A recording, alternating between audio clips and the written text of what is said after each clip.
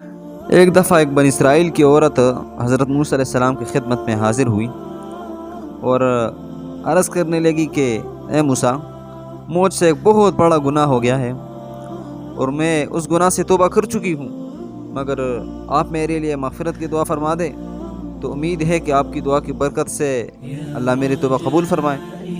تو حضرت موسیٰ علیہ السلام نے فرمایا کہ آخر وہ کون سا گناہ ہے جس کی وجہ سے تو اس قدر پریشان ہے؟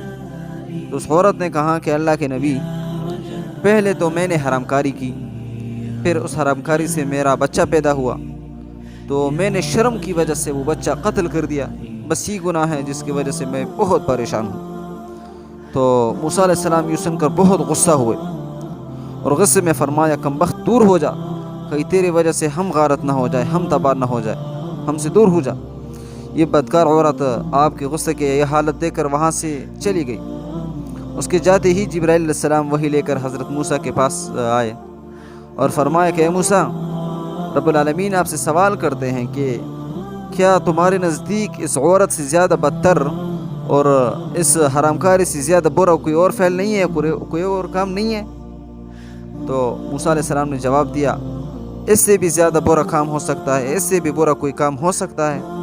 ارشاد ہوا کہ اے موسیٰ، تمہارا خیال درست نہیں، جو شخص جان بوجھ کر نماز چھوڑے، ایسا بے نماز آدمی اللہ کے نزدیک اس بدکار اور ناحق خون کرنے والے عورت سے بھی زیادہ بدتر ہے۔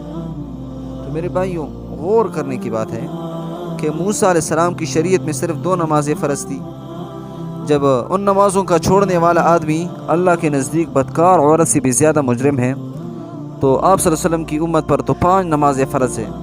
ہم لوگ نماز چھوڑ کر کس قدر مجرم ہوں گے؟ مگر افسوس کی بات ہے، بہت افسوس کی بات ہے کہ جب اگر کسی کی بیوی زنا کرے تو وہ عزت دار شوہر اس عورت سے ناراض ہو کر اس کو طلاق دیتا ہے، لیکن کتنے مسلمان ہیں جس کی عورتیں بالکل نماز نہیں پڑھتی، مگر اس کام پر ان کے خاوند قطعاً پرواہ نہیں کرتے۔ کیوں؟ اس کی وجہ یہ ہے کہ ہم کو اپنے حقوق اللہ کے حقوق سے زیادہ پیارے ہیں۔ یاد رکھیں، بے نمازی عورتیں اللہ کے نزدیک بدکار عورت سے بھی زیادہ بری ہے۔ چاہے ان کو رکھو یا ان کو طلاق دے دو، بلکہ ایسی عورتوں کو طلاق دینا باعث ثواب ہے۔